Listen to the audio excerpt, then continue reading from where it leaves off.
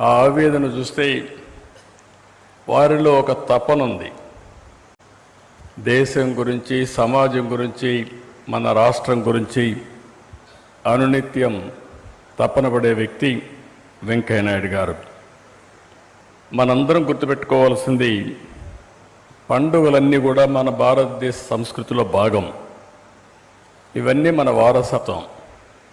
ఈ సాంప్రదాయాలు మనం ఒకసారి చూసుకుంటే, ఈరోజు వేదిక పైన మీరు చూశారు, 6 రకాలైన వస్తువులతో ఈరోజు మనం ఉగాది పచ్చడి చేసి మెంటల్గా కూడా మనం ప్రిపేర్ అవుతున్నాం. అన్నీ కూడా ఒకసారి చూసినప్పుడు తొలి పండుగ అంటే అన్ని స్వీట్సే కాదు, అన్ని రకాల సమస్యలు ఉంటాయి.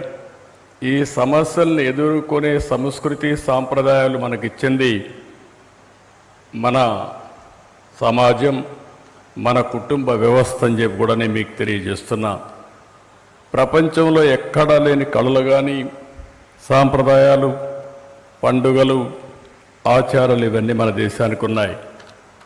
ఈరోజు ఎంత పవర్ఫుల్గా ఉన్నామంటే, వేరే దేశంలో ఉండే వ్యక్తులు కూడా మన సాంప్రదాయాల్ని, మన సంస్కృతిని పాటించే పరిస్థితికి వచ్చారంటే అదే భారతదేశం యొక్క గొప్ప చరిత్ర. అది ఏ దేశానికి లేనటువంటి పెద్ద సంపద అని చెప్పి కూడా నేను మీకు తెలియజేస్తున్నా. నేను వెంకయ్యనాయుడు గారు ఒకటేసారి ఎమ్మెల్యేలు అయ్యాం. ఆయన ఉపన్యాసాలు ఇప్పటికి కూడా నాకు జ్ఞాపకం ఉన్నాయి. చాలామంది తక్కువ ఎమ్మెల్యేలు ఉండేవాళ్ళు ఆ రోజు అపోజిషన్లో. నేను రూలింగ్ పార్టీలో ఉన్నాను. అసెంబ్లీని వెంకయ్యనాయుడు లేచి మైక్ తీసుకున్నాడంటే అసెంబ్లీని గజగజలాడించేవారు. ఎవరైనా సరే సమస్యలుంటే ఆ సమస్య పైన తరువుగా ప్రిపేర్ అయి రాకపోతే ఆ రోజు వాళ్ళ పని అయిపోయేది. అంత సమర్థవంతంగా వారు ఆ రోజు చేసేవారు. అక్కడి నుంచి ఆయన వాచ్ చేస్తున్నా. నేను అంచెలంచెలుగా ఎదిగారు. ఆయన ఒక పార్టీలో ఉన్నాడు, నేను ఒక పార్టీలో ఉన్నాను. కానీ ఎక్కడున్నా ప్రజాహితం కోసం ఆలోచించే ఏకైక వ్యక్తి మన రాష్ట్రంలో గౌరవ వెంకయ్యనాయుడు గారు అని చెప్పి కూడా నేను మీకు తెలియజేస్తున్నాను. ఏదో ఆయన పొగడడానికి కాదు, ఆ రోజు చూశాను. ఎన్టీ రామారావు గారిని ముఖ్యమంత్రిగా తొలగించిన రోజున అందరికంటే ముందొచ్చి నేను నిలబడి 30 రోజులు పోరాడి మళ్ళీ ఎన్టీ రామారావు గారు ముఖ్యమంత్రి అయిన తర్వాతనే ఇంటికి వెళ్ళిన వ్యక్తి వెంకయ్యనాయుడు గారు అని చెప్పి మీకు తెలియజేస్తున్నా. ఆయన కొన్ని సిద్ధాంతాలు ఉన్నాయి. సిద్ధాంతాలకు కట్టుబడి పనిచేశాడు. అందుకే కేంద్రంలో బీజేపీ దేశ అధ్యక్షుడిగా పనిచేసే పరిస్థితికి వచ్చారు. అదే సమయంలో మంత్రిగా పనిచేశాడు. కడాన అత్యున్నతమైన స్థానం భారతదేశ ఉపరాష్ట్రపతిగా వారు పనిచేసి రిటైర్ అయ్యే పరిస్థితి వచ్చారు. కానీ ఆయన చూస్తే నాకు అదే డౌట్ వచ్చి అడిగాను, ఎందుకు ఈ ఆలోచన వచ్చిందని అడిగాను. చాలామందికి ఆలోచనలు రావు. మంచి పనులు చేయాలంటే సమయం దొరకదు, సమయం వచ్చిన ఆలోచన ఉండదు, దాన్ని ప్యాషన్గా చేయాలనే ధ్యాస కూడా ఉండదు. ఆయన మాట్లాడితే మేము ఫ్రెండ్స్ అంతా కలిసేవాళ్ళం.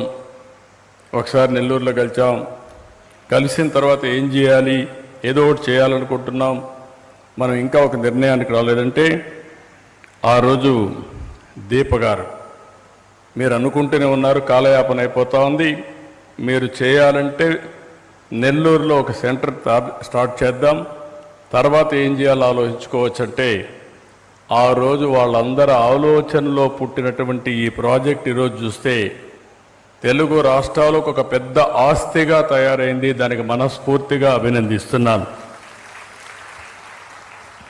ఈ రోజుట్లో మనందరం సొంత కుటుంబం, స్వార్థం కోసమే ఆలోచిస్తాం. వెంకయ్యనాయుడు గారు పిల్లలకి కాస్త కోస్త జీవనోపాధి కోసం ఏమైనా సహాయం చేశాడేమో కానీ, పిల్లలు కాబట్టి, కుటుంబం కాబట్టి, దానికంటే ప్రజల కోసం ఆయన క్రియేట్ చేసిన ఆస్తులు చూస్తే నేను మనస్ఫూర్తిగా ఆయన అభినందిస్తున్నా. ప్రతి ఒక్కరూ ఇది చేయగలిగితే ఈ దేశంలో పేదరికం అనే మాటే ఉండదని చెప్పి కూడా మరొకసారి విజ్ఞప్తి చేస్తున్నా. ఇంకొక పక్కన మన దేశం యొక్క సంపద మీరు ఒకసారి చూసినప్పుడు మన ప్రధానమంత్రి నరేంద్ర మోడీ గారు యోగాని ప్రమోట్ చేశారు. ఐక్యరాజ్య సమితి జూన్ 21న మీరు ఒకసారి చూస్తే ప్రపంచ యోగా డేగా డిక్లేర్ చేశారు. అంటే ఇవన్నీ కూడా మనం చూస్తూ ఉంటే ఏ విధంగా మన సాంప్రదాయాల్ని ప్రపంచం మొత్తం పాటిస్తున్నారో మనం చూస్తున్నాం. ఇంకొక పక్క నాకు ఎన్నోసార్లు చెప్తున్నా, ఇప్పుడు కూడా చెప్తున్నా, ప్రపంచంలో ఏ దేశానికి లేనటువంటి ఏకైక సంపద ఫ్యామిలీ కుటుంబ వ్యవస్థ భారతదేశం సొంతం. మీరు అమెరికాకి వెళ్ళండి, ఇంకొక దేశానికి వెళ్ళండి, ఏ దేశానికి వెళ్ళండి, మనకుండే కుటుంబ వ్యవస్థ ఎక్కడా లేదు. దానివల్ల ఇప్పటికి కూడా ఒక సెక్యూరిటీ ఇవన్నీ వచ్చే పరిస్థితికి వచ్చాయి. ఇప్పుడే వెంకయ్యనాయుడు గారు మాట్లాడుతూ ఒక మాట అన్నారు, విలువలు పడిపోతున్నాయని. నాలాంటి వాడు కూడా అనిపిస్తుంది. ఒకప్పుడు నేను వాజ్పేయి గారితో, ఎన్టీ రామారావు గారితో, జ్యోతి బాసు లాంటి వ్యక్తులు, లేకపోతే సమాజంలో విలువలు కలిగిన వ్యక్తులతో పనిచేశాం. ఈరోజు నాకే అనిపిస్తుంది, ఎవరితో పోటీ పడుతున్నామని చూస్తే ఓసారి డిజపాయింట్మెంట్ అవుతుంది. కానీ జీవితంలో సమాజం కోసం నిరంతరం పనిచేయాలి. ఆ ఒక్క ఏకైక లక్ష్యంతో ఇప్పుడు కూడా నేను పనిచేస్తున్నా, చివరి వరకు పనిచేస్తామని చెప్పి నేను మీకు తెలియజేస్తున్నా. ఇప్పుడే వెంకయ్యనాయుడు గారు అన్నారు, ఆయన ఓకే నేను రిటైర్ అయ్యాను, నేను డెవలప్